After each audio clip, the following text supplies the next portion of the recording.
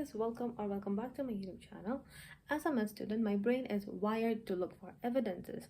Growing up, I was a kid who didn't just follow traditions, I interrogated them. If it wasn't backed by mechanism or scientific reviewed studies, I wasn't interested. But as I dove deeper into the timings of Holi and Holika Dahan and all the rituals that you follow, I realized it wasn't just a myth. So, the timing of Holika Dahan and Holi is deeply rooted in the astronomical and planetary science, primarily revolving around the lunar cycle and Earth's seasonal transition. Holi happens on full moon. From a biological standpoint, this is the period of peak lunar energy. Research suggests that increased natural light on full moon can suppress melatonin production in pineal gland, leading to high alertness. This isn't just vibe, it's lunar insomnia being used to fuel social connection. Right now, we are sitting at Vernal Equinox. This is the great reset for your circadian rhythm. We transition from the dark winter to the light spring. It is a literal biological pivot point for metabolism. The festival closely aligns with the vernal equinox when the sun transitions to the northern hemisphere. This marks the end of the darker winter days and the beginning of the lighter spring days. In 2026, we'll have a total lunar eclipse on March 3rd, coinciding with Holi. In clinical terms, think of it as a rare cosmic window for emotional homeostasis, using the bonfire rituals as a psychological tool for catharsis. On the day of Holi, the sun and the moon are positioned at the opposite end of the sky relative to Earth.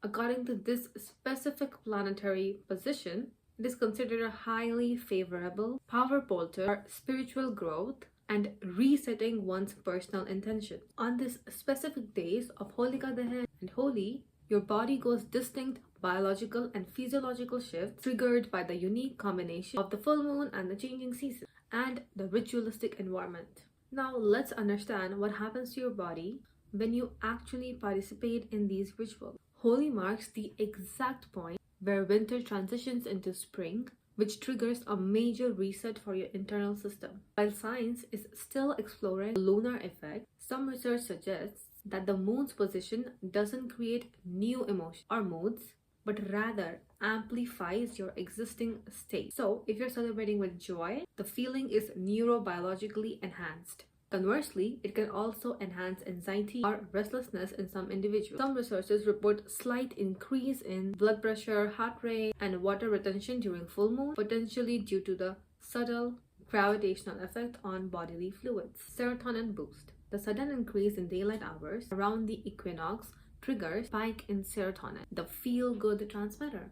This shift is responsible for the spring fever, or sudden boost of motivation and happiness you may feel during Holi. Circadian rhythm alignment. The equinox provides nearly equal day and night, which is considered most balanced state for the human circadian rhythm. This helps entrain your internal clock, improving sleep quality and metabolic health after the long, dark winter. According to Ayurvedic science, this specific day is when the body shifts from storage mode, that is your winter, to cleansing mode, that is your spring. The rituals of eating light food or fasting during full moon help the liver and digestive system manage this seasonal melting of winter toxins. Research published in Science Direct demonstrates that medicinal smoke from burning specific woods and herbs can reduce airborne bacteria by 94% within 60 minutes, with effects lasting up to 24 hours. The high heat from the fire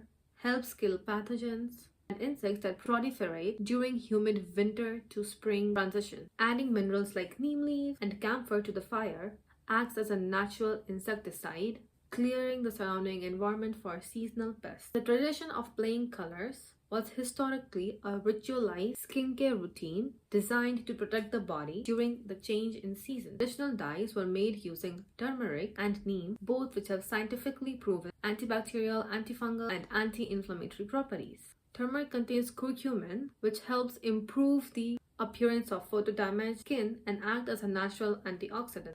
But now, scientific studies warn the modern use of synthetic colors often contain toxic level of lead and mercury, which can cause severe dermatological issues like eczema, chemical leukoderma, even systemic toxicity. Historically, we weren't just applying protective barrier against seasonal fungal infections. Group festivals like Holi have measurable effect on brain chemistry and mental well-being. One part is actually neurochemical cocktail. Dancing and social bonding triggers a massive release of oxytocin, the bonding hormone, and dopamine, the reward chemical, while simultaneously lowering your cortisol levels, which is your stress hormone. This communal healing is scientifically linked to improved immune system and longevity. So, is Holi a religious festival? Maybe, but to me, it is a sophisticated system designed to sync our biology with the planet's transition and the transition of winter to spring.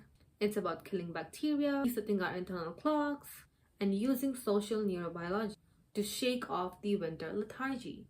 So, if you enjoyed the deep dive into the science of transition, hit the subscribe button and let me know in the comments, do you prefer the old school medicinal color? Are you still looking for a safe brand?